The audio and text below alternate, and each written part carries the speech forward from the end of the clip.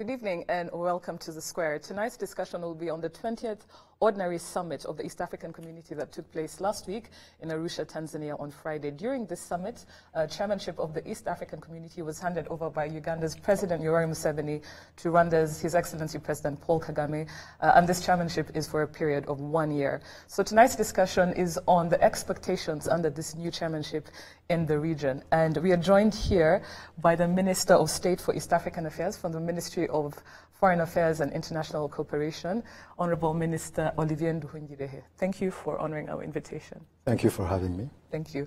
My name is Dana Mpisi. I am the host of The Square. I'm joined by my lovely resident panelists. Berna, great to have you on the show. Thank you. And Ephraim, great to have you on the show. Thank you for having me. And Charles, always a pleasure having you on the show. Same here, Dana. How are you? Good. Good, yeah. I think we discussed that we're not going to have a weekly a recap of the week because this is a meaty conversation. So we're going to dive into the thick of things. So, Honourable Minister, my first question to you and to the rest of the panelists is to start with the high costs of production and intertrade within the EAC. So one of the biggest hindrances to industrialization is the high cost of energy.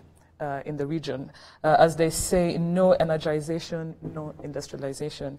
And we know that the EAC in partnership with UNICA released in November last year the Energy Security Policy Framework.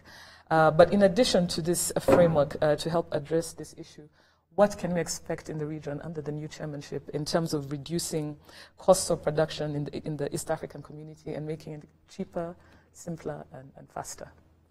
Thank you. Thank you for inviting me. We had a summit of the East African Community, the 20th Ordinary Summit in Arusha, Tanzania, which was quite successful because it has actually defeated all the pessimistic predictions about the collapse of the EAC like in 1977. There were many decisions that were taken, and you are right to point out the issue of cost of production, electricity production in the community, but it's not a problem of the East African community alone. We have opportunities in the region. We are one of the most ambitious regional economic community.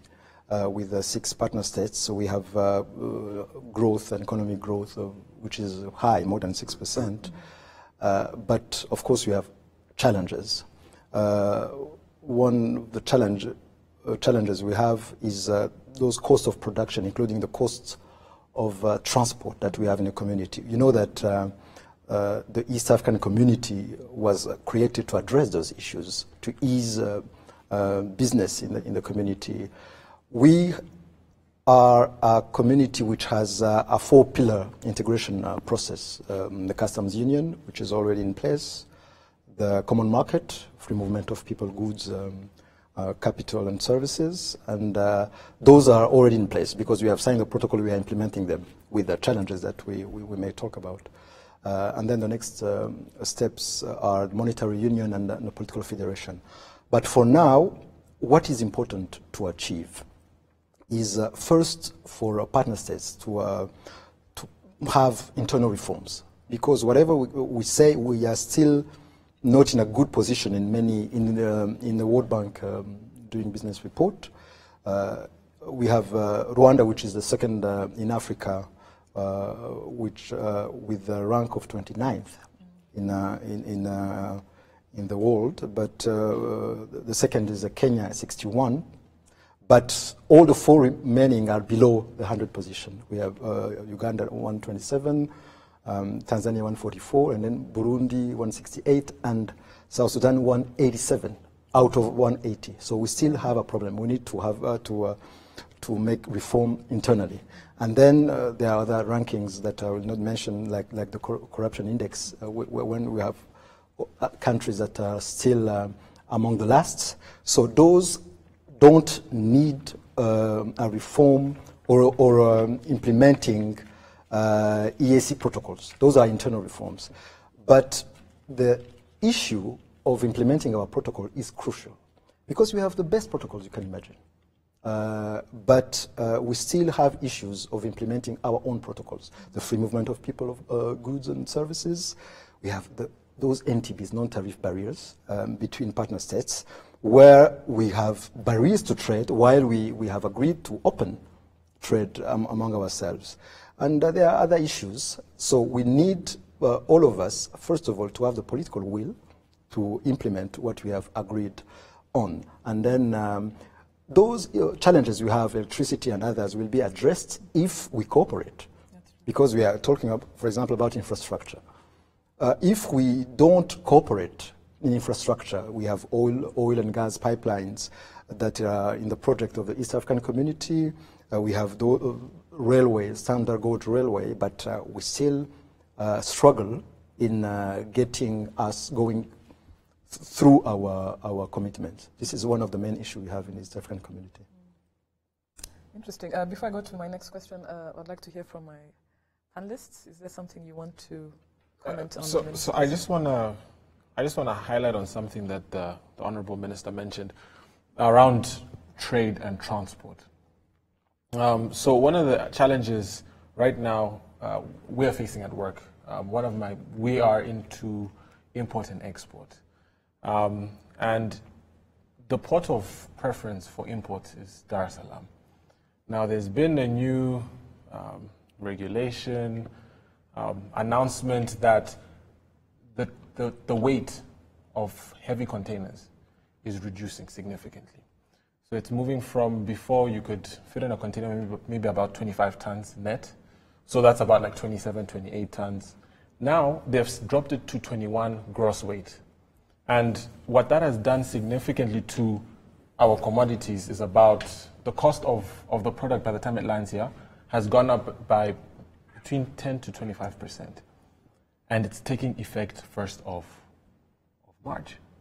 Now, me as a trader, as a businessman, I'm going to adjust my prices and transfer that cost over to citizens. But the question I ask is, from the perspective of the East African community, how many times do you guys see stuff like this where a decision is passed, it's going to affect trade in the region, at least drive up the cost for some countries, and say, okay, we are going to intervene, or at least not even intervene to say don't do it, but to suggest or recommend solutions that reduce these barriers to trade? To what extent does the East African community get involved? You are right. We are now in the customs union and common market. That means that the trade is supposed to be fluent, free in the region, with those barriers removed. You know, we removed internal tariffs, and then we imposed a common external tariff in the community. But what we have noticed that although we have signed the Common Market Protocol, there are non-tariff barriers that were put in place by a number of countries, which is actually against the Common Market Protocol we all sign. So we have removed many of those NTBs, but we have seen that others were being put in place at the same time. So we are still discussing among ourselves. Even the last time we discussed about those NTBs, there are also long-standing NTBs, especially between Tanzania and Kenya, which are difficult to be resolved for now. But we try to discuss. There is a list of those NTBs. Each country bring on the table the NTBs and then indicate the country that is imposing those NTBs, and we try to resolve them. Others are coming, so we will try to continue that, but of course it's a cost for businesses in the community.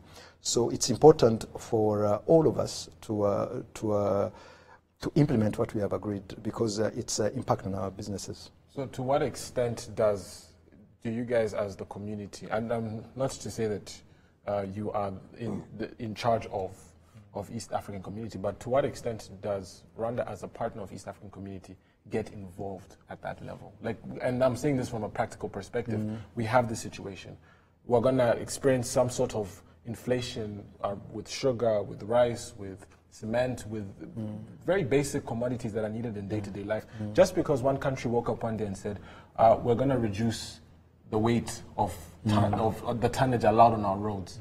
And they did that, and they say effective 1st of March.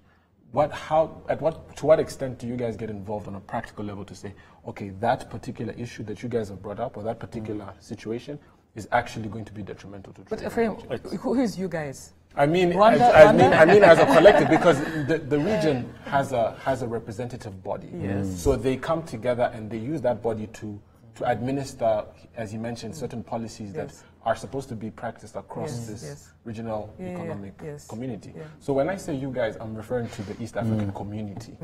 And these are all the stakeholders involved in that the decision makers that are driving the agenda of East African community. I would probably just build onto that and say, to what extent is the East African Business Council hard? Because I am sure the pertinent issues that Ephraim is raising are raised by members of the business community who are then represented at the EABC, East African Business Council level. So the critical question would be, are they listened to? Yeah. If I could just, before you respond, going back to Ephraim, I guess why he's saying you guys is, you guys, it points to a bigger problem of a sense of ownership, you know, because there's a sense that the EAC is run by technicians who probably sit in their rooms. The consultative process is not really exhaustive, and that's why you have, you know, Ephraim probably say, you guys. Yes. That's one. But building on what he raised around the business community, it would be interesting to find out the level of, one, consultation, but also follow-up in terms of summit directives, you know, because we've had so many, and for some reason, we just keep having summit directives. But in terms of a review, what kind of process is there? Yes, you are right. In the last summit in Arusha, we had a representative of the EABC, East African Business Council, who made a passionate speech. Yes. He made a passionate speech about the importance of business, the need to remove the NTBs, and the need to involve the business community, especially the EABC, to invite them for them to speak, to address issues we have, not to listen to speech of governments. He said that, and he was right. We need to involve more the business community. We are working also with the PSF, Private Sector Federation, on cases of NTBs against Rwandans who are in business, and generally we address them through bilateral means with the concerned partner state, and it works. It works actually, because we had recently a case about fertilizers with Tanzania. We addressed the case directly with Tanzania, and it was solved. But for other NTBs, we of course report them in meetings of the East African community. We discuss them, but I must agree that sometimes it's difficult to get them resolved in that multilateral set, because it has become just, I would say, bureaucratic to mention that we have 15 NTBs, but we don't discuss them. The best way is to address them with the private sector and through bilateral channels. But I think it's important for the future to think how we can get the private sector more involved, because the East African community has become a community of governments. But for next summits and council of ministers, we should find a way of listening to them, and try really to solve the issues they face, because for them they are business people. They want just to make money. So there's no politics in that. Yeah. Yes, they want just to make money and then to trade across the borders. But sometimes when we are in our meetings, we have many directives that were adopted, but a number of them are not implemented, and we don't know why. Sometimes it's when you see interest for both of you, for all partner states, and then we have those some of our partner states not implementing them. We don't understand why. So we should more involve the business community so that they help us going forward. Because without that, we may go round and round without solving the core of the purpose of our integration, which is to make life easier for individuals and businesses. Brenna, very quickly before we go to the next question. You mentioned in your opening remarks that the summit happened against pessimism.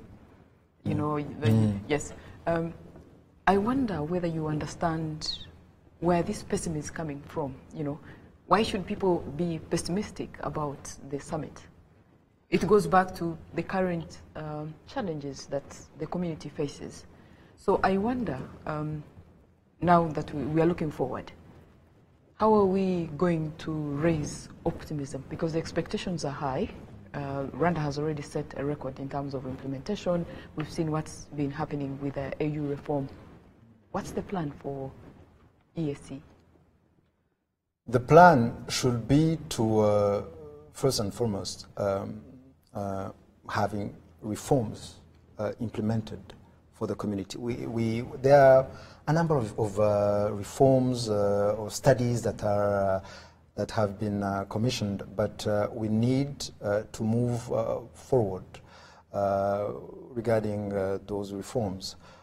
We have, I was mentioning the NTBs, but there's other issues regarding the community itself, institutions of the community. We have now more and more institutions that were created because of our integration agenda. For example, the next step will be the monetary union.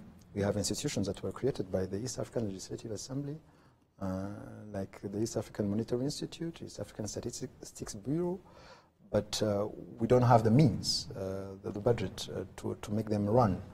And we have the issues with different institutions, including the Secretariat, on how to be effective. We have the decision-making process. You know that we are 6 in the community, but the treaty says that if one is missing or doesn't attend meetings or doesn't agree to a decision, the decision won't be adopted, won't go through. And as long as we are expanding, because we are now, South Sudan has joined in 2016, we are now, Somalia has also knocking on the door. So we need to change the procedure, the way we are working, because sometimes we could be paralyzed because of our current procedures and the treaty. So it's important, first and foremost, to have good faith and political will. This is the most important, because we have all that is required to be a successful community. But the problem we have is political will to implement what we have, and then to make reforms here and there, to make sure that this community delivers to what we are all expecting from it. So it's important. So my next question, sorry, yes. If I may, because I don't feel that Bana's question was adequately responded to. And I feel that the discussion here is degenerating into another summit of East African heads of state. Now, the good minister talked about pessimism. I think it's very important that we break down that pessimism and where that pessimism was coming from. I mean, it came from you, Honorable Minister. Why were people pessimistic that the summit would not proceed? Give us 2 or 3 concrete examples. Did they think that President Kagame would not attend the summit? Did they doubt that President Nkurunziza would not send a representative? Where was the pessimism? Did they think of a repeat of the previously flopped one? Where was... Two previously cancelled yes. No, personally, where was the pessimism coming from? Personally, I was not pessimistic. Rwanda, the government of Rwanda was not pessimistic, but it's true that we had a summit, an ordinary summit that was scheduled on 30th of November in Arusha that was cancelled because one partner state, Burundi, didn't attend, actually boycotted the summit because of several issues. They said about They argue that there was an issue of procedure, but we know that there's something else. And then there was a second one that was also postponed. And then we started hearing that the collapse is coming again, like in 1977. And then adding to that, there were political issues between some of the partner states. Yes, Rwanda, Burundi, Uganda, Kenya, Tanzania, and then some of the analysts of observers were saying that this community can't work. But I think that we are now here in place to show them that they were wrong. But to show them that they were wrong, we need to do something differently to ensure that the issues that we see now are solved, that we pay our remittances on time because it's important for the functioning of the organization, and because the issue is that all of us, all the 6 partner states, we know and understand that the East African community is important for us, for our people, for our businesses. We know all of that, but for some reason we have some of them trying to drag their feet or refuse to implement what we agreed on, so that some, including the business people, are getting pessimistic. But I believe in this community, and I believe that we should go forward, but by implementing some of our decisions. So it's important for us to... Those are people of little faith, I think, when doubting the process. East Africans. Speaking of remittances, one of the key issues of the EAC, especially last year, was to do with funding of this body, and this actually affected organs such as the EALA, the East African Legislative Assembly, in terms of its functioning. Some of the solutions, apparently, people have been saying, is to sanction countries that fall back on their contributions, countries that have arrears, or to basically think of another model than the current one. What's your take on funding issues? How do you think this might change under the new chairmanship? Actually, the treaty provides for sanctions, I think. But has any country ever been sanctioned? No, this is the problem, because I think for a partner state that is failing to contribute for more than 18 months, I think, is suspended for the community, but it has never been implemented. The problem is always implementation. We have a problem of remittances, which is increasing every year, because in the past, 3 or 4 years ago, we were paying on time, but now it's becoming more difficult. We have now, for the budget, this budget 2018-2019, we are at 40-something%, all of us.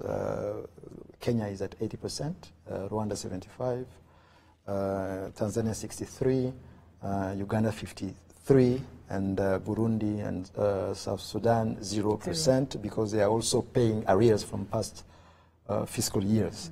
So it's a problem that is undermining the functioning of all institutions of the community, including the Secretariat.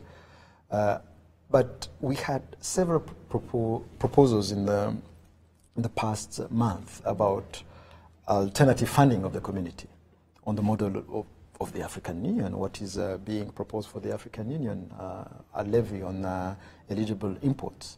I think the rate that was proposed, it was 1%. There was also other proposals that include the GDP of countries having different contributions per country, because now we all pay the same amount. $8.3 million US. Oh, so Kenya pays the same amount as Burundi? The same. I think That's a bit extremely unfair. The same. Yes, but some partner states are sticking to that, especially the Kenya, Tanzania, and Uganda, They're big economies. because they're arguing that if we have a different amount depending on GDP or economy, maybe they should have a bigger say, more voice than the smaller country who pay less. But we have other organizations that we can look at, the AU and others. It can be difficult, that's true, for all countries of a community to pay the same amount. We are talking about Somalia that may join, so we need really to look carefully at it. But the issue we have now is the remittances, yes, which are not paid on time, and it's a hindrance or an obstacle to implementing our own programs and projects. We pay 57% of the budget. Partner states 57% of the budget now, as of the current budget. We being Rwanda? No. We the partner states. Sorry, partner states. Which is the budget of this year is $99 million US dollars. Yes. 57 paid by partner state and 43% by development partners. So we need to change that to see how we can have an alternative funding of this community. Yeah, Brenna? I would look at it differently, in terms of motivations, value for money. I mean, as a country, if you're spending some resources on integration, then you would expect return. So I'm not surprised that, Kenya would be paying 80%, because for Kenya, as the largest economy, they are still on the winning side.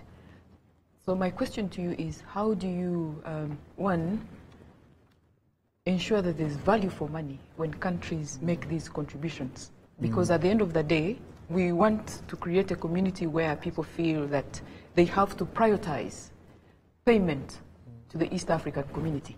And I doubt if that can happen if all projects have stalled, if we have all sorts of stalemate, and the region appears to be walking backwards. So in terms of motivations, in terms of value for money, what's the plan? You are right. You in the past, 3 or 4 years ago, I think the payments were more regular and timely, because at that time, the problems you have been witnessing past months and years were not there. But I believe that it's important for all of us to understand that, at least for the time being, we need to let those institutions function and then commit to, as you were saying, to have value for money, because we all know that the community, the integration is important for our economies. We know that. We all of us benefit from the community, but for that, of course, we need to avoid any slowdown in the process to integration, and also any problem in implementing the protocols we have already signed. So it's an important point that you raised, that we need to ensure that for the years to come, we implement all what we have agreed on for the past years, but at the same time to make the necessary contributions to this community to function, because the functioning of the community is not only the Secretariat, but other institutions, EALA, as you mentioned, the court, the other institutions that are in all partner states of the community. So we need really to do something about that, and I agree. I'm going to talk about the alternative sources of funding. If we borrowed a leaf from the African Union and we levied a tax, as an example, on imports or eligible imports to be able to raise money to meet the budget, coming back to what she mentioned at the beginning about consultation, You know, when I mentioned to you the cost of business, of trade right now, along the central corridor has gone up by 10 to 25% on selected goods. Even for our local industries, for example, Simero. Simero is going to import coal for that process of preparing clinker for the cement. If the cost of transport through Dar es Salaam is higher, it obviously affects that. Now, I'm saying this on the basis that with all of that considered, coming back to also another point you mentioned about value for money, the private sector gets taxed, where taxation is added for alternative funding.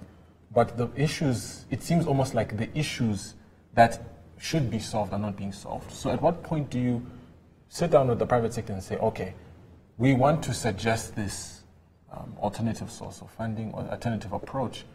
What is your take on it? And do you guys see the value in something like this, or do you guys think it's a good idea? And what would you suggest?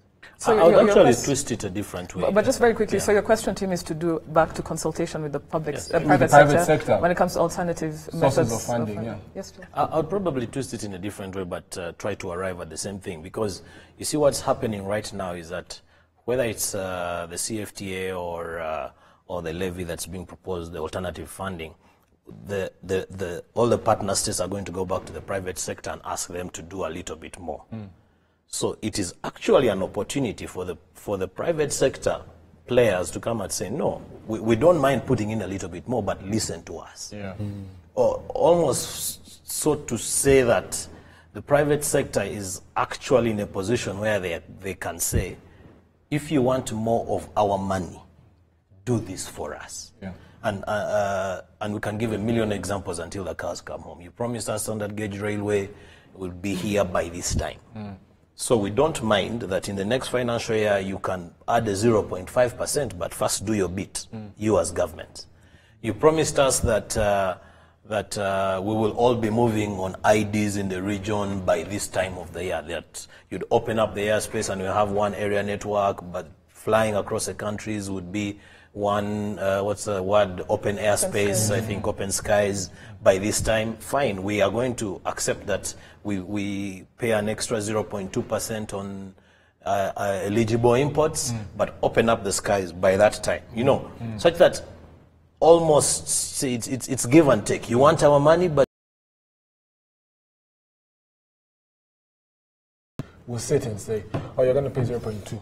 The conversation never happens when you can say, okay, before I pay the 0.2, have you given me? Normally it's imposed. I agree with you 100%, but all I'm saying is it is now an opportunity for the East African Business Council to step its foot forward and say, yes, but come to the party as well. I'd like to, but let him just first answer this barrage of questions. But technically what you're saying is that let the private sector actually direct this conversation or hold the EAC to book.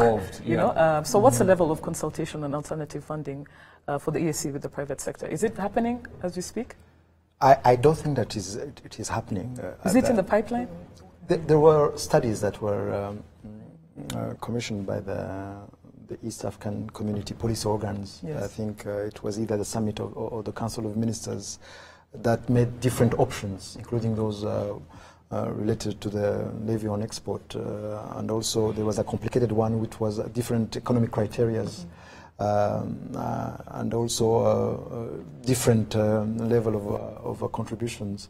I think they are still considering the proposals, and this year I think I've seen that in April they will complete their study. But I doubt that there is enough consultations with the private sector, and it will be important for this and for everything related to the integration, to the implementation of the customs union and the common market, that we have private sector on board. In our Council of Ministers, for example, and summits, the EABC is invited just for the open session. For pictures.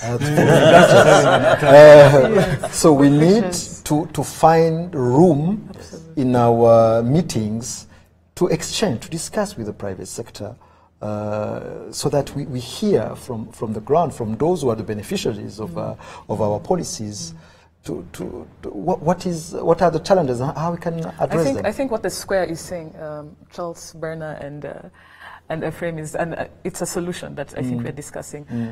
In the expectations for this year under the new chairmanship, I think private sector consultation should be paramount. It should be top. I think that is what is going to lead to not business as usual. Because the growth of this community will be private sector led, definitely. Not by government or technocrats or the photo opportunities that you're talking about. I want just hold on to your thought. I want us to go to the next question. And this question, so to speak, is kind of like the elephant in the room. I think, Minister, we briefed you beforehand. And you know, in his acceptance speech as the new EAC chair, His Excellency President Paul Kagame stated that the success, and this is, I read verbatim, the success of the bloc will be evaluated on the basis of aspects such as the ease of movement of people, goods, and capital and its impact on citizens. So we've just said that integration and development of the bloc is and will remain private sector led. But my question to you, Honourable Minister, having followed your tweets, you're very outspoken. Actually, one of the tweets you read, someone was asking, does Minister Olivier actually tweet his own tweets? So my question, and on behalf of the panel, is to do with issues between some EAC countries, specifically Rwanda and Uganda, especially when it comes to the ease of movement of Rwandans crossing over as business community members into this country. Under this new chairmanship, and I know this is not an overnight thing, there are various factors to it. How can we, what's your take on it? What can we expect in the next year or two? As I said, we have signed the Common Market Protocol. Common Market Protocol is first and foremost about the free movement of people. Yes. So meaning that citizens of the EAC should move around the community without the fear of being arrested for anything.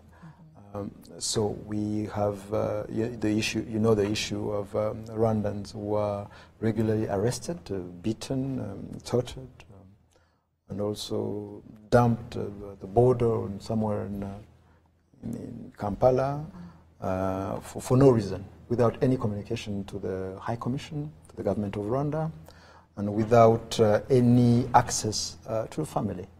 So this is a concerning issue that is against the basic human rights, of course, but also that Common Market Protocol I was talking about. And the other negative consequence is that now Rwandans who are doing business in Uganda or doing business with Uganda have questions, are wondering if they should continue going there because of that. So it's an issue that we have. We are discussing with the Ugandan authorities bilaterally for the past year now. There are many initiatives, visits of heads of state, meetings, note-verbals, letters. We are doing everything to get this issue resolved because this is an issue, a bilateral issue, of course, but also an issue that will impact the integration within the East African community. You know, as you said, the EAC is said to be people-centered and private sector-led. Yes. So we have individuals who are not even in the private sector, who have difficulties while crossing the border, and you have businesses or business people who have the same. So this issue will need to be solved because you know, Rwanda and Ugandans have historical links. It's difficult to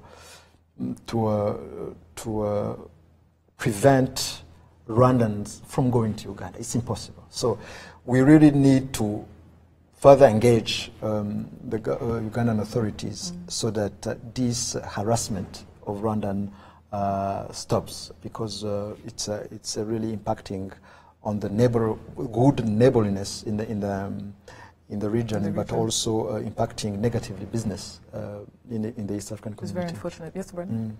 First of all, I have a caveat for the private sector. I don't think the integration process should be left to the private sector, even if they have to be proactive. Our governments have to do more, one, with the infrastructure. Because once you solve the infrastructure, for instance, the gaps we have in the region, you will have solved almost 60% of his problems as someone in the private sector. Cost, yeah. Cost, yeah. The cost of energy. So I insist that our governments have to do more in terms of addressing the infrastructure challenges. Now, my second point is regards to sanctions. I wonder why we have not thought about, or perhaps it's there, I'm not aware, sanctions in regards to decisions that happen that undermine the spirit of integration, sanctions to member states that, for instance, abuse the protocol. If we're talking about free movement, and it's a certain state is frustrating that kind of movement, why don't we have sanctions and say, if a partner state is undermining the protocol of free movement, we'll say no trade with such a country. So that, you know, the pain is felt both ways. But as it is today, the pain is probably felt on one side.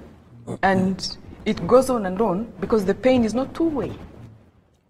Yes, it's difficult to put in place Easier said those than kind of sanctions. No, it could be tried. Because first of all, we need to agree, all of us. We need to have a consensus of 6 partner states to impose sanctions on one of us.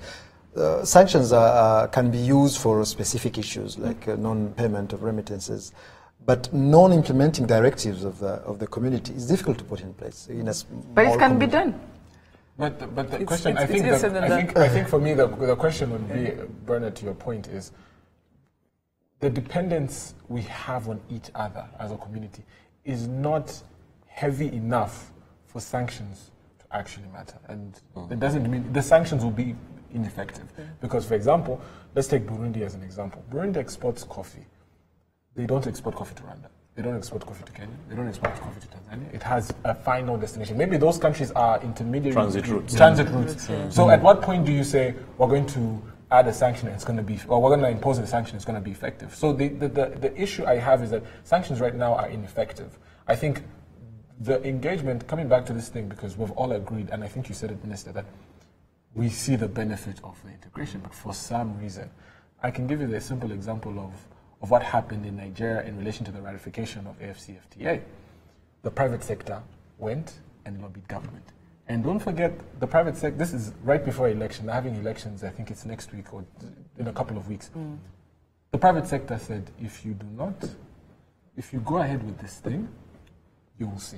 With the levy? Yeah, we'll go ahead with ratifying AFCFTA. Oh, yeah. They made a soft threat. Obviously, I'm adding some spice and drama to it, but they pretty much reassured the government that if you go ahead with this, we will not support you in the upcoming elections. And that's why I'm coming back to this thing of involvement and consultation. We're talking about the private sector only, but if you can involve all the various stakeholders who control power, either be it with the electorate, or be it with the populace, or be it even just within the political apparatus of a country, I guarantee you that we will make more strides, even around the stuff of the political will. Yeah.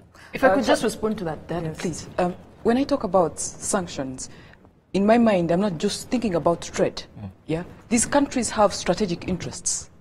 You know, the community can frustrate them, whether it's at the UN, whether it's joint projects. For instance, now we have a huge project. This week, I saw it was being revived, Rusumo. You know, it's shared infrastructure. But you make the assumption that international. So there has to be a way. There has to be a way that member states value the community. You know, beyond just trade, saying that if we don't cooperate as a region, there will be a problem. And this goes back to even the issue we're having now with EPAs. You know, the negotiations with the EU. Imagine if the community had a stand on what needs to be done. They agreed, they disagreed, it's been a back and forth. It was a big issue, like you said, during the summit. So for me, when I'm talking about sanctions, I don't think it should be limited to just trade. It's beyond trade. Before we go to our social media, Charles.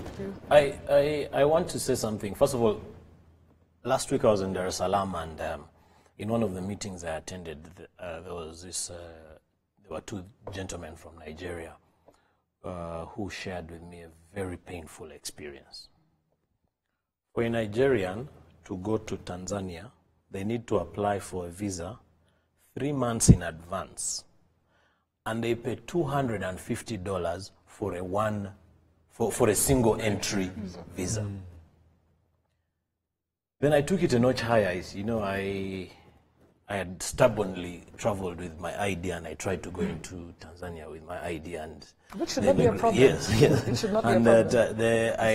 the immigration officer, you know, told me, "Kitambulisho hatukubali, we don't accept this." Eventually, I entered on my passport, but it kept itching me. I said, "Where are we going with this thing? Honestly speaking." And back to the expectations banner that you raised. Let's bite what we can chew. For sanctions to prevail, it is, you know, these diplomats are not used to saying some of these things. It is impossible.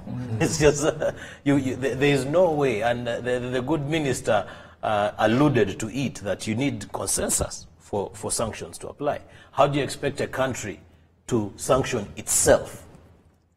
We're talking about a reform process. Look at what happened to Qatar. But we're talking about a reform process. Look at what happened to Qatar. The reform process should begin with the decision-making mechanism of the community. Yeah. I think, it can be done. Can we go to our social media? We'll come back to this. And our first tweet, just for more or less what I was talking about, it says, out of curiosity, does the minister speak for himself?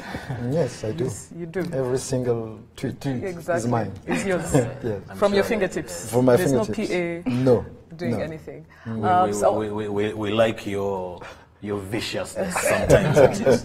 It keeps us entertained. Yes, and the next tweet is from Richard, and Richard says that unfortunately politics override economics in the implementation of SGR. This is the standard gauge railway that I'm sure he's talking about.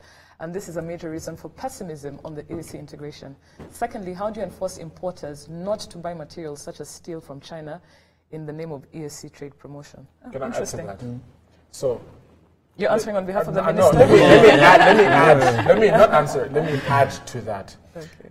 Take, for example, what happened. I'll pick a business I'm in sugar.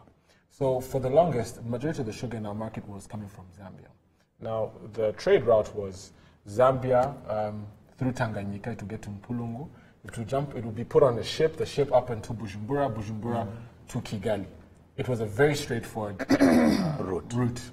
Then the politics of, the business of politics got involved. Now, the route had to be changed and had to go through Tunduma in Tanzania and be trucked all the way. Now, that increased the length of time, that increased the cost of trade, and that had ripple effects. Now, the question is, and I get what he's saying about politics sometimes override the economic implementation of some of these things. You know, you say we're going to remove NTBs, we're going to do this, and then there's a political squabble, and it seems like the people most affected are the private sector. Pretty much, and it's like, and even the citizens, because we as the private sector, at the end of the day, we're trying to make money. If cost goes up on our side, we're going to increase cost. That's inflation for the ordinary person. So I think more than anything is around the involvement of politics and the effects it has on just general life in general. What would the minister say in relation to that question, in relation to this? Like, at what point do you guys as ministers, or at least as politicians, understand that you guys are impacting people's lives? But you're asking him another question that's not to do with the tweet, so I want you to respond. We'll come back to that. Respond to the tweet. In the name of integration, what do you say to people who are told not to import, steel from China in the name of EAC? Like, what do you have to say to that, according to Richard's tweet? We have made and continue making reforms for reducing costs of doing business or to industrialize our community. We are talking about the standard gauge railway. This is meant to reduce the time, reduce the costs, and also regarding industrialization of the community. We were talking about energy at the beginning. There were programs between ourselves regarding the pipelines for electricity, for oil and gas. That would be benefit to our industries. But you are right. Once again, the politics came into it. Exactly. It's all around politics. Yes, and then it's sometimes it's difficult for the business community, for entrepreneurs to to be faithful to the community for the sake of integration. This is why we as government, we need to continue, and then to also to do much more in removing all challenges we have, because it's for our business, and in the near future, if we don't do that, we may face difficulties with our business. I'd like us to read our last tweet before it's from Peter, and Peter is saying that we all have no doubts about the chairmanship of EAC. We all know that Paul Kagame is a reformist for the betterment of all case in point AU reforms introduced by him. But on the other hand, joint political will is much needed from other actors. So, like we're all saying, political will is a major. It's very important in terms of really getting the EAC on track as expectations from EAC citizens. We're coming to the end of our show. I would like, in the interest of time, to give you closing remarks, Honourable Minister, on expectations in the region under the new chairmanship of His Excellency President Paul Kagame. Thank you so much for inviting me. This was an interesting debate.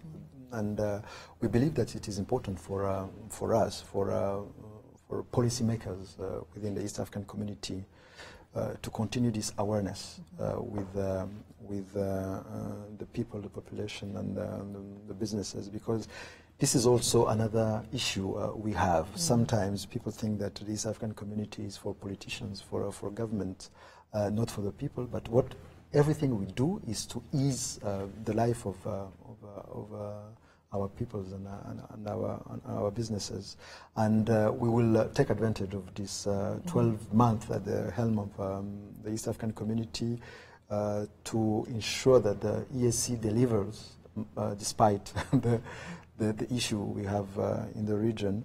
And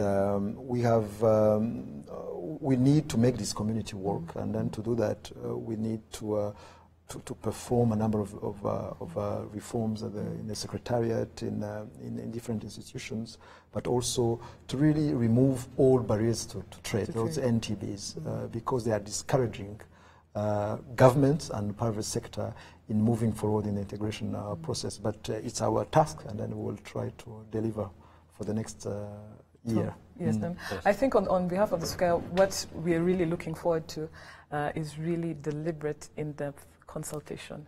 Can I private just say sector, one thing, private sector bodies. As part of my summing up remarks. Yes. I've personally been really overwhelmed by the evolution of President Kagame, from a military leader to a continental business promoter to a global statesman, whilst maintaining his military discipline. So all those four things combined, I think when they come into play, we might look at a better EAC. And that's where my optimism lies. Thank you. Thank you, Charles. Unfortunately, we don't have time for closing remarks from everyone, but I think we're in agreement that we're really looking forward to private sector engagement in the major reforms that you mentioned to us, Honourable Minister.